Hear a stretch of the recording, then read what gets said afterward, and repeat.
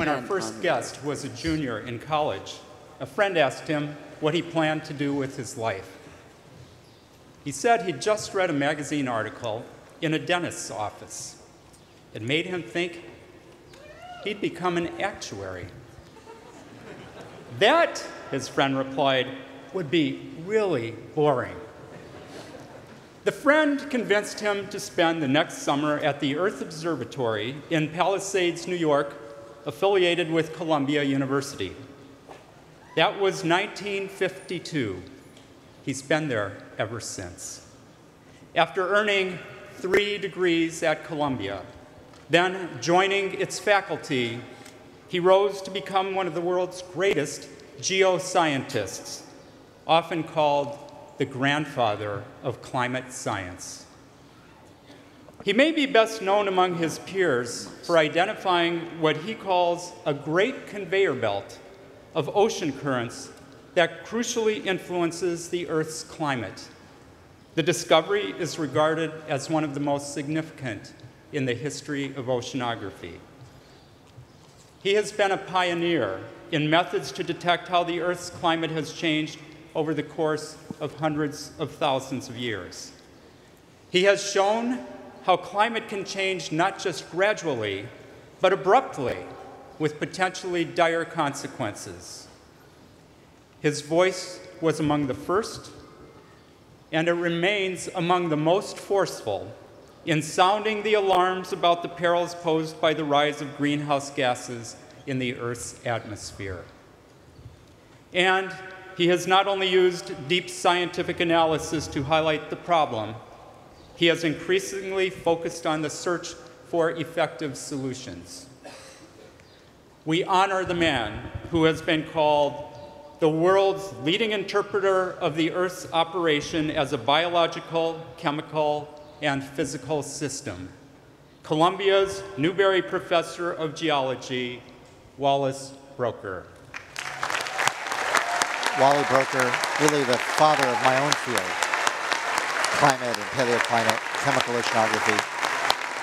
Brilliant man, huge legacy of achievement. Prescient Poseidon of geoscience, fathoming the depths and currents of climate change. He has peered far into our planet's past and compelled our concern for its future. Wallace Smith Broecker, Doctor of Science. I heard last night, it was 1975, that's some time ago, that his first articles on global warming would have come out. That's right. In 1975, he wrote an article talking about the What leads us to cooperate? Warming that was coming. It was prescient. Our next guest, an illustrious political scientist, has shaped the understanding of what induces us to come together rather than to go our separate ways. His career itself has epitomized cooperation in his remarkable range of fertile collaborations with scholars within and beyond his own field. His publications on the evolution and complexity of cooperation stand among the world's most frequently cited writings in the social sciences. And he has brought his theoretical insights to bear on a sweeping range of problems, from the avoidance of nuclear war to the nature of biological evolution, from international trade to cybersecurity to cooperation among cancer cells. Past president of the American Political Science Association, he is the extraordinarily rare social political scientist to have been honored with the National Medal of Science. His methods draw on complexity theory, game theory, and computer modeling in ways that have continually shaped the frontier of his field. As a pair of colleagues recently wrote, it is hard to name an active political scientist anywhere in the world whose ideas have had such a powerful impact on such a wide range of human inquiry and action. It's not only academics who have felt his touch. When Bono was asked the secret to U2's longevity as a rock band, He reportedly cited our guest's seminal book on the evolution of cooperation. We proudly welcome a rock star of social science, the Walgreen Professor for the Study of Human Understanding at the University of Michigan, Robert Axelrod. Right behind him is Robert Putnam, who certainly has furthered that field of the evolution of cooperation. Absolutely.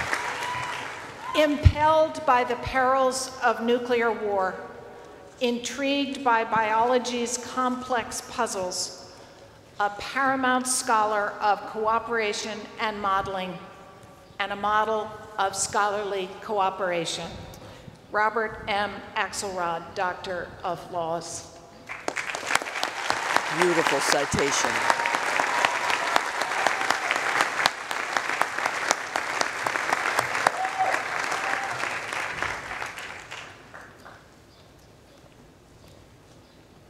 What's that smell?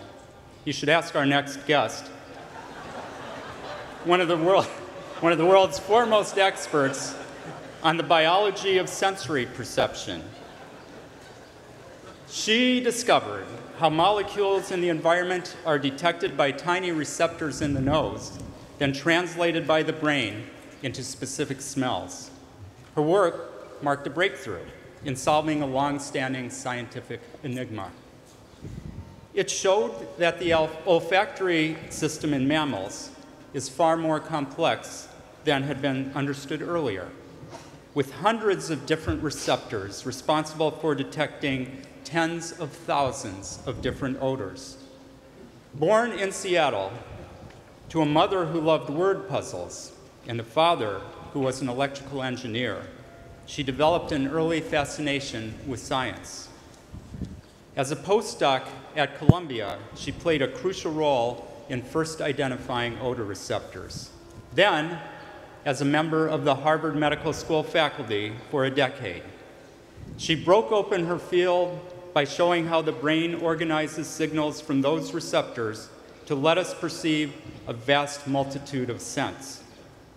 For her path-breaking discoveries about the olfactory system, she shared a Nobel Prize in 2004, and thus she discovered the sweet smell of success.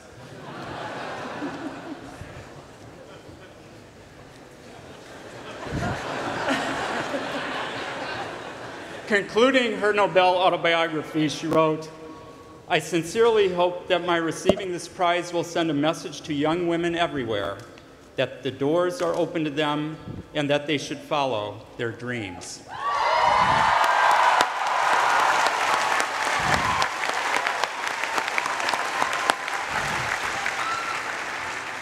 We welcome back to Harvard an investigator of the Howard Hughes Medical Institute, a professor at the University of Washington, and a leading member of the Fred Hutchinson Cancer Research Center, Linda Buck.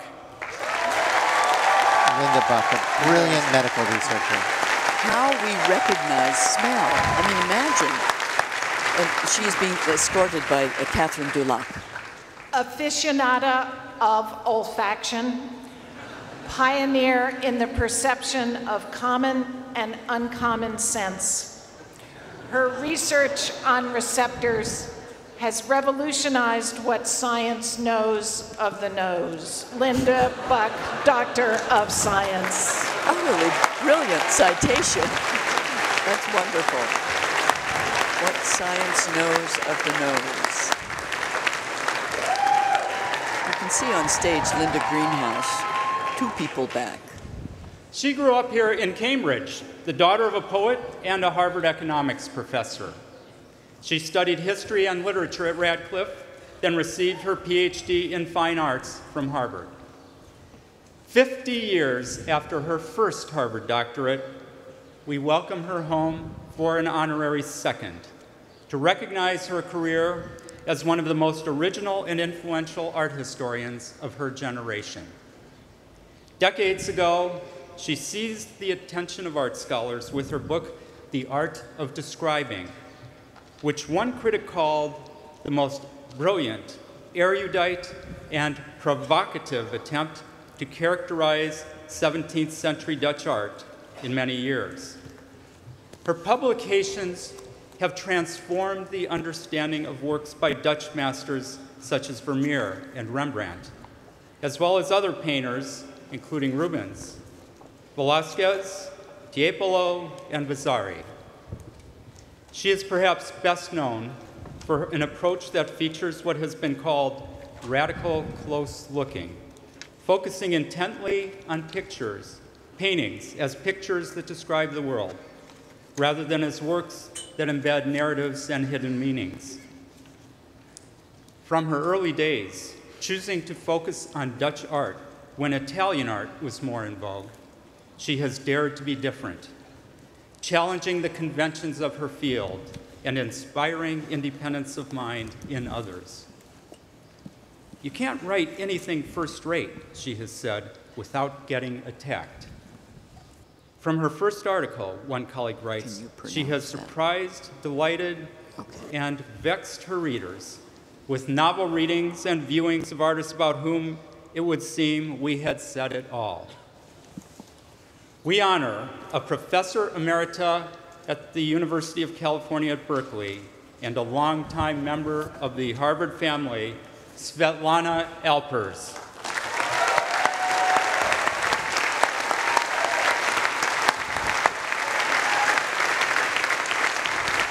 Art historian, twice doctorate. Connoisseur of the craft of informed looking, transformative force in the history of art. She posits that pictures need eyes and not words, and spurs us to see the familiar anew. Svetlana Leontiev Alpers, Doctor of Arts. Beautifully eloquent.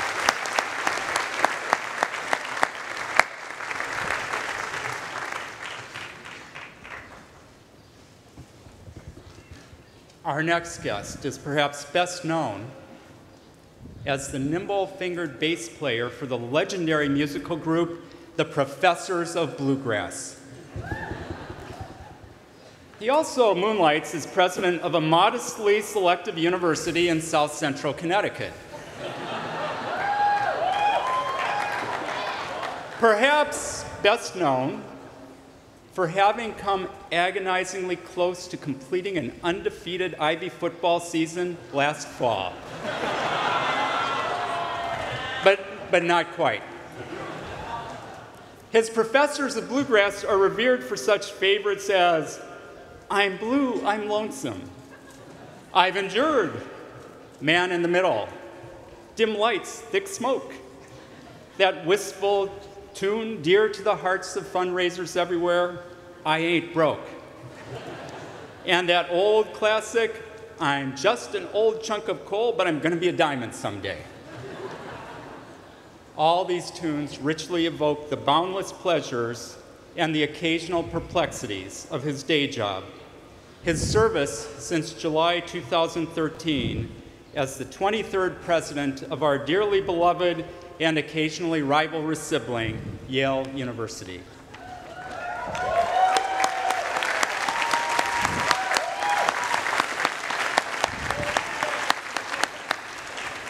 After college at Stanford, he landed in New Haven some 35 years ago. Since then, he has done just about everything a Yale man possibly could do.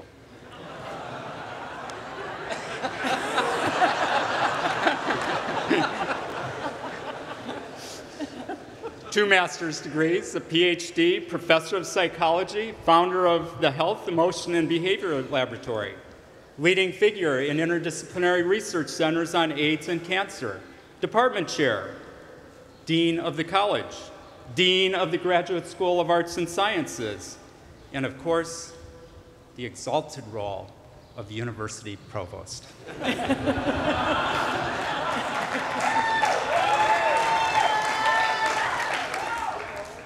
He is an extraordinary scholar, a pioneer in developing the concept of emotional intelligence, or EI. He is an extraordinary teacher, winner of Yale teaching prizes and mentor to countless grateful students.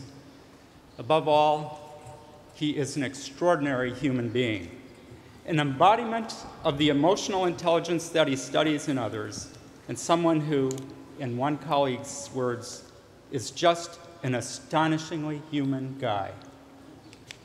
Not only that, but he assures us he has already signed up for CS50 next fall. With familial pride and a hearty bow, wow, wow,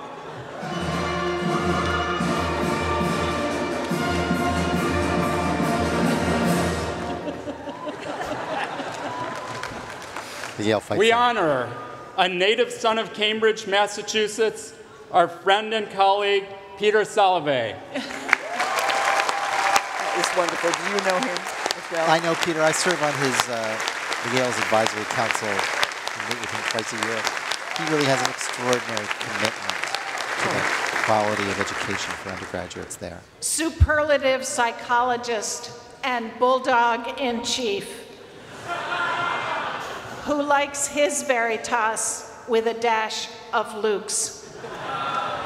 A warm and wise Eli of high EI, whose world, like his grass, is ever blue. Peter Salovey, Doctor of Laws. You know, I think she writes these citations herself, and they are quite wonderful, the citations. Beautiful, poetic. Yeah, what a she great must be guy. careful. He may get her back someday. Yeah, I'm sure. You can't understand most of the important things from a distance, his grandmother used to tell him. You have to get close. Since his days as a student at our law school and Kennedy School, he has devoted his life to getting closer and closer to the American criminal justice system and to scores and scores of people accused or convicted of crimes, many of them sentenced to die. The closer he has come to that system and to the people within it, the more resolutely he has affirmed his core belief. The true measure of our character, he writes, is how we treat the poor, the disfavored, the accused, the incarcerated, and the condemned. That belief has shaped his career as one of the nation's most admired and effective public interest lawyers. Devoted to serving death row inmates, juvenile offenders, people wrongly convicted or charged with violent crimes, poor people denied effective representation, and others whose trials have been marked by racial bias or prosecutorial misconduct. He is the founder and leader of the Equal Justice Initiative, based in Montgomery, Alabama. His organization carries forward its work in 4 broad domains: race and poverty, children in prison, mass incarceration, and the death penalty. In the words of one criminal justice expert, he surely has done as much as any other living American to vindicate the innocent and temper justice with mercy for the guilty. And in forums far beyond the courtroom, he has spoken and written with searing eloquence about the meaning of justice and mercy in a nation so often focused on punishment and retribution. He urges that we face up to the volatile interplay of race, poverty, and justice in America. And he does so in a spirit not of rancor, but of hope. We proudly honor Bryan Stevenson. Bryan Stevenson, really an extraordinary leader And a great justice. model. I mean, for so many of these law students for whom public interest law is really primary. Of course, there are some who will go into corporate law. And just an inspiring example this is really an of leadership, inspiration. public service. His deep conviction that justice must be done has undone convictions of the wrongly accused. Tireless, dauntless, his eyes on the prize, he presses on the upward way to point us toward a higher ground. Bryan Stevenson, Doctor of Laws.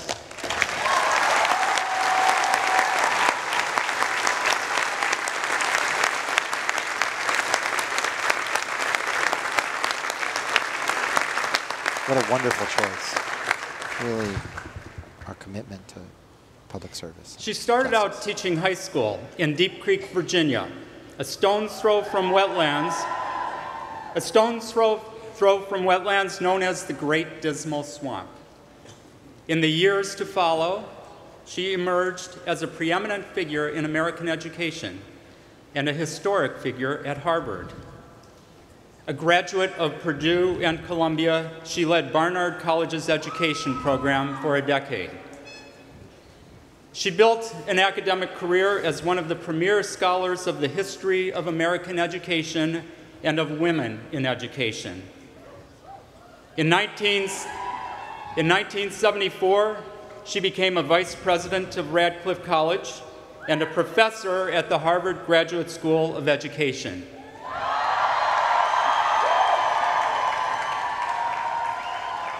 In 1977, she accepted President Carter's appointment to direct the National Institute of Education, a federal agency dedicated to education research.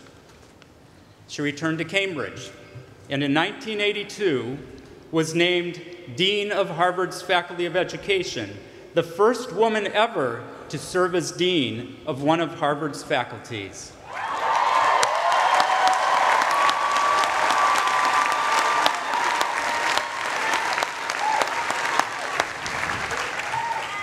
She led our ed school with distinction for nearly a decade. She sharpened its focus on K-12 public schooling. She deepened its attention to the persistent inequalities in American education. Her trailblazing has never been about seizing the limelight, one colleague writes. It has always been focused on bringing her enormous energy, political instincts, and good judgment to the labors of leadership, scholarship, and community building. She has served as president of both the Spencer Foundation and the National Academy of Education, as chair of the Carnegie Foundation, as vice president of both the American Historical Association and the American Academy of Arts and Sciences. When educational institutions look for leadership and wisdom, they know where to turn. Today, it is our turn to salute our own Charles Warren Professor of the History of American Education Emerita, Patricia Graham. And here she is. Her escort right behind her is Sarah Lawrence Lightfoot from the School of Education. But Pat Graham, very well known in this community and in this university. How schooling can foster both knowledge and virtue has set the syllabus for her singular life. An adroit leader and trustee, she has not just illuminated history, but made it. Patricia Albayer Graham, Doctor of Laws. Most years, Harvard includes at least one member of our retired faculty on the list of honorary degrees, and this year it's Patricia Graham. As a boy in the former Belgian Congo, he accompanied his father, a pastor, to minister to the sick. One day, a sick child asked the pastor for medicine. The pastor explained he was not a doctor. And so, thought the pastor's son, a doctor is what I must someday be. As he grew up, he saw the distressingly poor medical resources for women in his country. So he went to France, where he studied to become a gynecologist. In the years since, he has emerged as a heroic figure in the Democratic Republic of Congo. There, he has devoted his heart and soul to caring for women and girls who have survived the brutal sexual violence endemic to the conflict that has plagued the country for almost 2 decades. Militias and gangs have deployed rape as a weapon of war, bringing devastation to individuals, families, entire communities. He founded the Pansy Hospital, known worldwide for its leadership in treating survivors of sexual violence. There, he directs a program that tends not only to his patients' physical abuse, but to their psychological trauma as well. And he does not stop there. He seeks the survivors' reintegration into society through vocational programs and access to social services. Countless women and girls have been the beneficiaries of his care. Far beyond his hospital, he has become an impassioned international advocate for Congolese women, demanding attention to the barbarity that they continue to endure and urging an end to the violence. In 2012, armed intruders took his daughters hostage. They shot his security guard to death. They fired at him, and he narrowly escaped assassination before the assailants fled the scene. Still, he carries on. A recipient of the Sakharov Prize for Human Rights and numerous honors worldwide, he maintains his faith and courage in the face of the unspeakable. The power of darkness will be defeated, he insists. We must respond to violence with love. We honor Dr. Denis Mukwege. Denis Mukwege, founder of the Pansy Foundation. Extraordinary, both as a surgeon, but also look at everyone is rising. It's extraordinary. His escort is Jennifer Leaning, who is the head of the FXB Center for Human Rights at the School of Public Health. That's right, and Jennifer was the head of the Harvard Humanitarian Initiative. She, an emergency room doctor, so much experience in war-torn areas, dealing with disaster relief. This is just an inspired choice. Yes. An incarnation of courage and compassion, giving succor to his country's women of valor. For him, it is always a time to heal and a time to build up, a time to love and a time for peace. Denis Mukwege, Doctor of Science. That combination of science and service in medicine and human rights is so critical.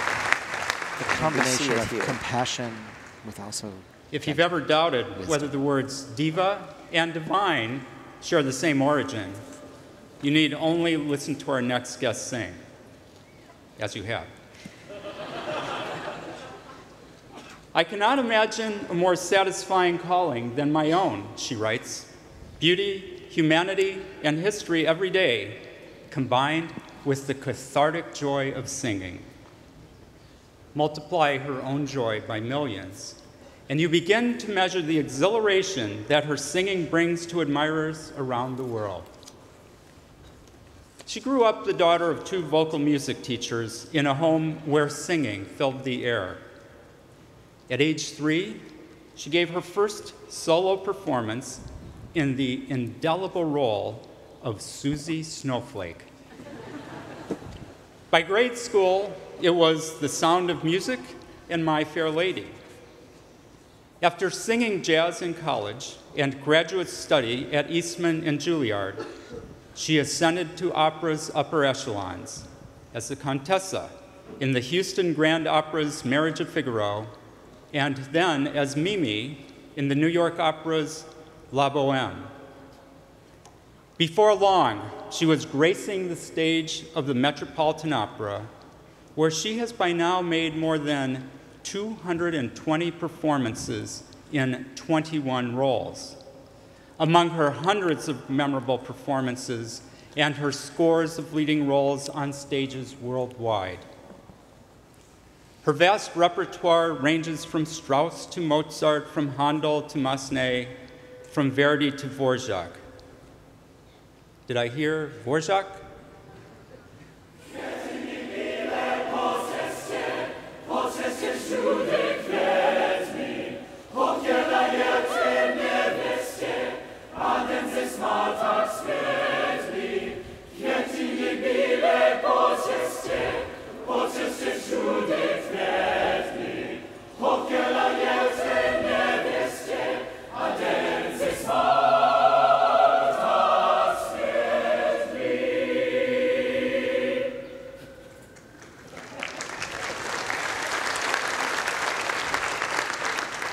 Acclaimed by critics, beloved by audiences, she is known for a soprano voice described as sumptuous, magnificent, transcendent, a voice likened to glistening silver or double cream.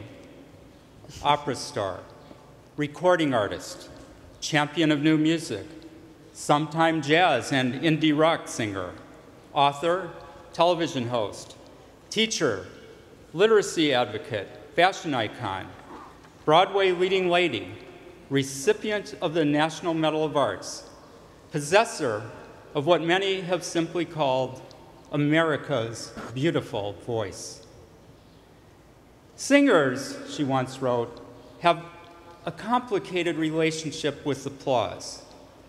I ask that you join me in making this an extremely complicated moment for Renee Fleming.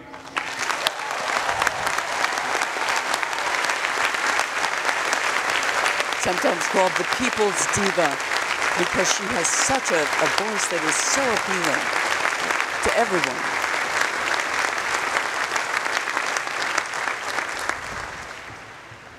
Consummate Contessa, soprano sublime, exalting her art for exultant audiences, renowned for her arias, but not for her airs.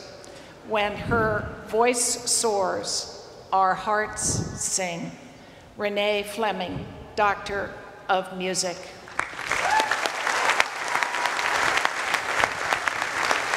Such an inspiration, and of course with Lowell House we have an opera every year in the house. An inspiration for them too. Absolutely. He has lived what he calls an improbable life.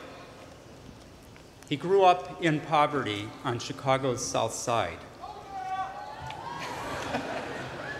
After junior high, he found his way to Milton Academy in Massachusetts, thanks to an organization fittingly called A Better Chance. He tells the story of heading off to his first day of class at Milton, mindful that boys were required to wear jackets and ties. He arrived at class in his best jacket, a sporty blue windbreaker fresh off the rack from Sears. He looked around at the blue blazers and tweed and realized he'd entered a totally unfamiliar world. Not just a different place, he has said, but a different planet. He learned to navigate Planet Milton, then Harvard College. After a fellowship year in Sudan, he conquered Harvard Law School.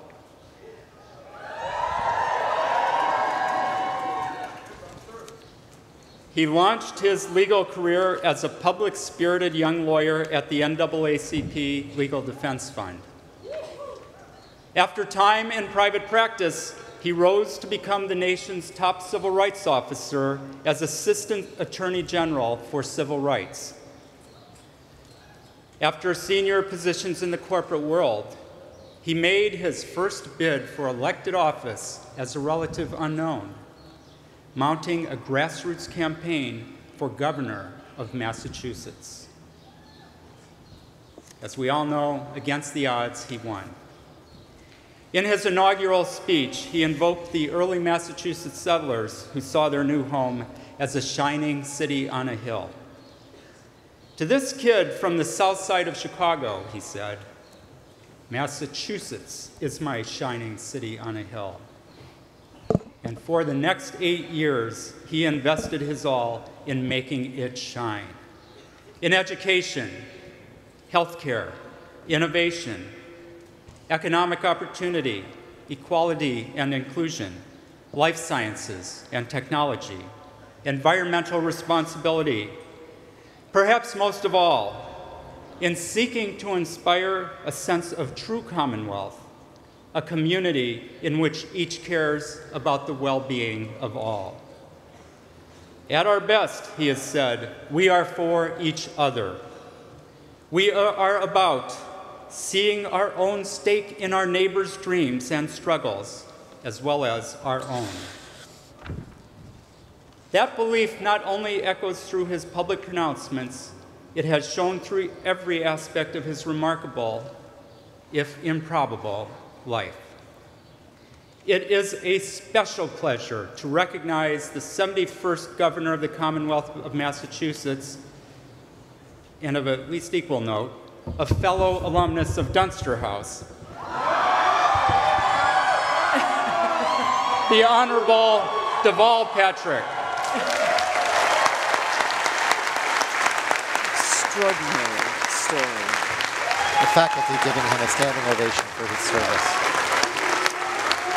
Deval, when he was here, they didn't call them first gen, the first generation of his family to attend college, but he was.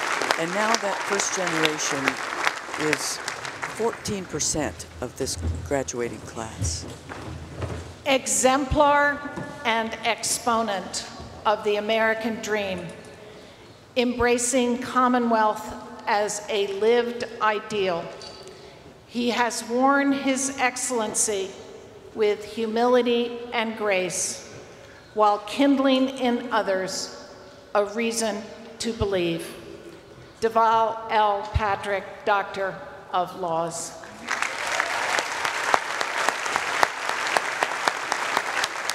Governor Patrick, the final honorary degree recipient.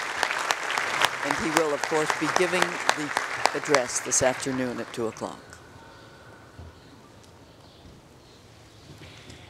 In the name of this Society of Scholars, I declare that these persons are entitled to the rights and privileges pertaining to their several degrees, and that their names are to be forever borne on its roll of honorary members.